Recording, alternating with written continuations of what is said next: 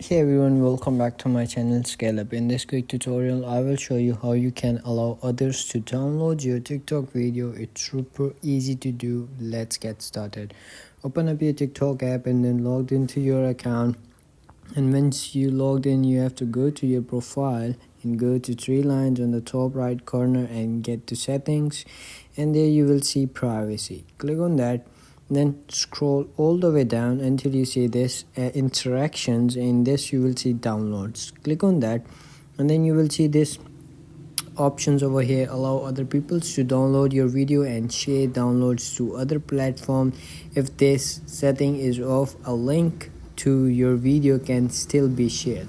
So if you want to other people's that they want to download your video, you have to simply do is turn on this toggle to download other people's can video. So that's how you can do it. If you found this video helpful, don't forget to like my video, subscribe my channel Scale Up, and also drop me a comment for more tips and tricks videos. Thanks for watching. See you in the next video. Have a nice day. Bye bye.